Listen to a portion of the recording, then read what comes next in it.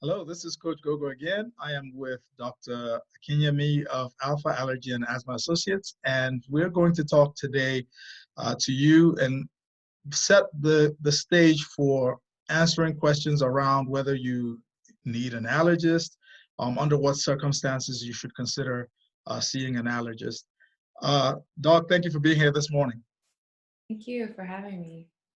All right, so I wanted to go into the scenarios that you see when people come in to visit the practice, and when is that, when is that the step that they should be taking? Yeah, so there's several different situations. I mean, sometimes they get, patients will get referred by their primary doctors because their case may be more difficult. They may be having more complex symptoms, or they've tried some of the regular over-the-counter medications or even some prescription medications and it's not working. So then that's when their primary doctor may decide to refer them to see a specialist. But also, I think that patients should be aware that you can also identify yourself without necessarily having to be referred, those situations where you feel like you need to go to a specialist. So if you're seeing recurrent symptoms over and over again, and you feel like there might be some underlying cause and you need a specialist to help to figure that out. So things like repeat infections, like sinus infections or bronchitis. Also, if you yourself have tried a lot of things already for treatment and you have just decided that things are not working well and you'd like to try something different, or also just trying to figure out what the best options are for treatment, because there are a lot of different options out there. I mean, first identifying if you truly have an allergy that's causing your symptoms. But once that's decided, there's still so many different options for treatment. So seeing a specialist to help decide which is the best course of action is, as an allergist, I think that's the best way to go. Okay, and then for people so an allergist has specialized training. Officially, you're allergist-immunologist, right? And what is the implication for those who have allergies and asthma and maybe other like sinus type conditions? Because a lot of people don't really know exactly what an allergist does or who an allergist is. Right. So what type of conditions would we treat, or who should come to be evaluated for what types of conditions? Mm-hmm.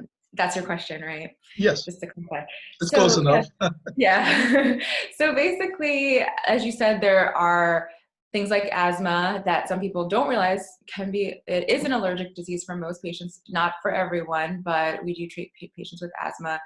Eczema, so any allergic skin diseases, and sometimes it's not clear whether it's allergy or not. So any skin conditions that might be from some external, like an allergen, for example, if you get hives whenever you are in contact with a certain thing, or if you eat a certain thing, or your eczema flares up in that setting, so that might indicate that could be an allergic skin disease. So and then there's also things like chronic sinus symptoms or nasal symptoms that you're not sure if it's allergic, but even if it's not allergic, there are other things within that realm.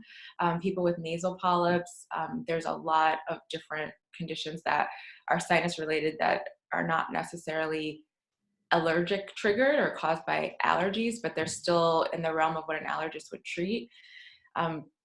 Also, there are people who have issues with their immune system where they're not able to fight off infections. And so actually getting recurrent infections that may not be related to your allergies, but maybe a problem with your actual immune system, that would be a reason to see an allergist and immunologist to evaluate those reasons and find treatment for that.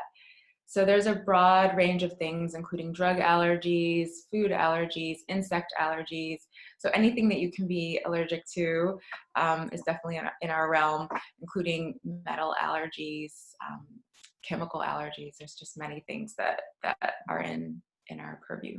Okay, so in the last discussion we had around these topics, the scenario when someone is facing a multi-allergen or an unclear trigger situation came up. And I think you guys get those sorts of referrals, as well. Can you talk a little bit more about how patients might experience that kind of scenario? So if they have multiple allergens, so for instance, a lot of people think of their allergies being like seasonal or just with, let's say, animal, when they're around a certain animal, or dust. But actually, a lot of people with allergies just genetically have other types of allergies as well. So it can be complicated, and sometimes trying to figure out what's truly the issue, if it's one thing or if it's multiple things. So someone could actually have allergy symptoms all year round from multiple different allergies in each season. So it isn't actually that they don't have seasonal allergies, they do, but they also have year-round allergens like dust or animals or mold or things like that. So that gets to be more complicated in treating, because you can't just say, well, I'm going to take my Benadryl for a few weeks in the spring and then I'm fine. So once you have seasons all year, when you have symptoms all year due to multiple allergens, the treatment gets to be more complex, because you really have to think about what can someone realistically take or do for their symptoms that would treat them or prevent them for the whole year, and not just during a specific season. All right. Well, thank you. I hope that if there are other questions that you have related to seeing an allergist immunologist, or when's a good time, you can visit us at alphaallergy.com, get your questions answered, or you can visit our Facebook page. Doc, before you go, there's also the issue of whether people can self-refer, can walk in without a primary care doctor, and what can you address that? Yes, sure. So, so allergists are doctors that you definitely don't need to have a referral from a primary to see.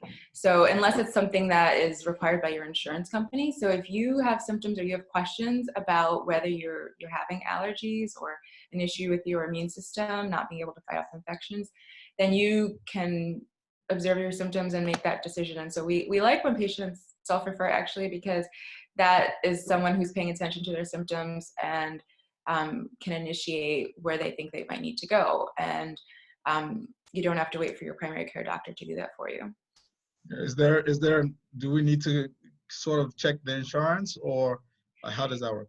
Well, if you know that you need to see if you don't already know about whether specialists require referrals, that would be the one thing to check. You just want to make sure that your insurance doesn't require you to have a referral from your primary doctor to see a specialist. And that's usually identified on your insurance card, so it's easy to check, or you can just give your insurance company a call. And most primary care doctors are pretty flexible, so that if you suggest to them that you'd like to see an allergist, you let them know, and then they can send a referral. But if your insurance doesn't require a referral, then all you need to do is call our office and make an appointment. And then we can also help you figure out if you need a referral as well. Okay. Well, thank you very much. If you're watching and you have more questions, again, it's alphaallergy.com. You can visit us on Facebook at facebook.com/alphaallergy. Thank you again, Dr. Akinyemi. Thank you for your time. Okay. Bye-bye.